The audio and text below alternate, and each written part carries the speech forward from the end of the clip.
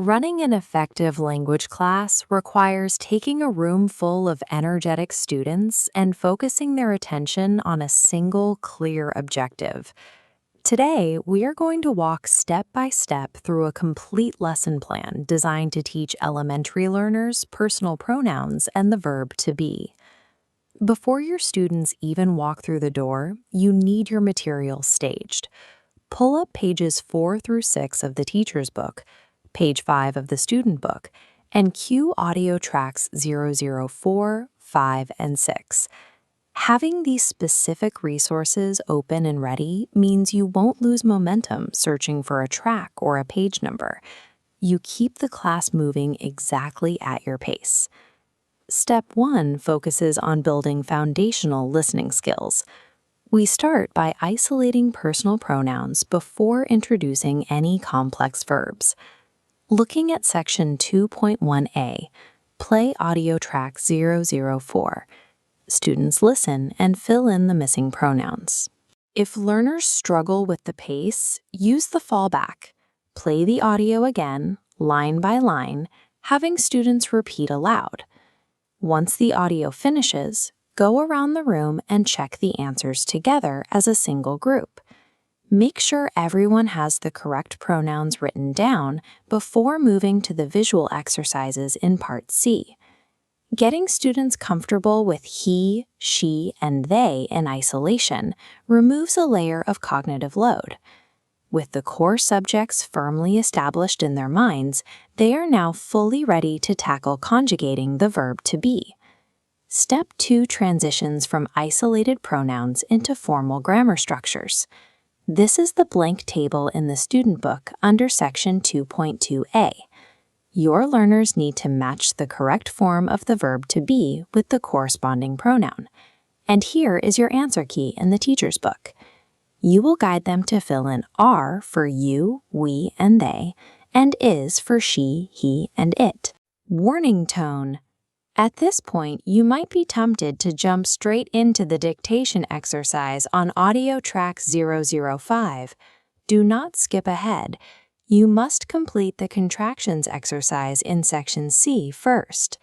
Use the whiteboard to demonstrate how two words combine into one. Show them that she plus is becomes she's, and have them complete the rest of the list in their books. Native speakers condense their words. Teaching these short forms first gives your students the phonetic tools they need to accurately process the rapid, natural English they are about to hear in the dictation track. Step 3 moves the class from filling in single boxes to building complete sentence syntax. Look closely at the start of section 2.3 in the teacher's book. The very first instruction is to explicitly elicit what a verb is from your class. Light a simple sentence on the board.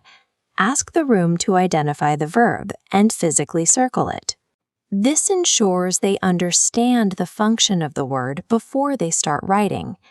Next, direct their attention to section 2.3b in the student book.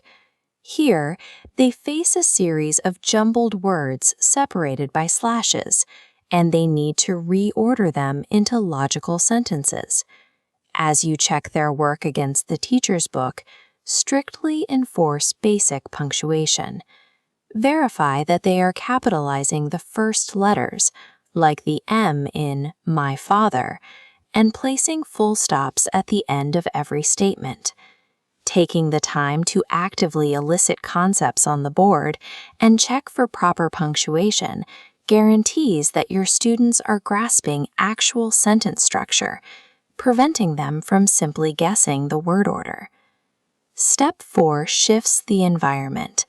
We are moving from quiet, individual worksheet study to active conversational practice. Looking at section 2.4, instruct students to form groups and write down a list of questions they might ask when meeting someone new. Once drafted, move to section 3.1. Play audio track 006 for groups to check their predicted answers. Give this final stage the time it requires. Break the groups down into pairs and ensure every single student gets the opportunity to practice the dialogue out loud, substituting their own names into the script. When you hear the volume in the room rise, with students successfully asking and answering questions in pairs, you have your proof. They have taken the grammar from the page and turned it into functional communication. You now have a complete pedagogical path. You take them from isolating basic pronouns through the mechanics of the verb to be, past the rules of syntax, and straight into active conversation. The structure is set. Pronouns are covered, contractions are clarified, word order is established, and the conversation practice is mapped out.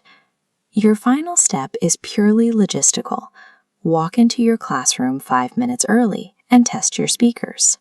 Ensure those 3 audio tracks play loud and clear.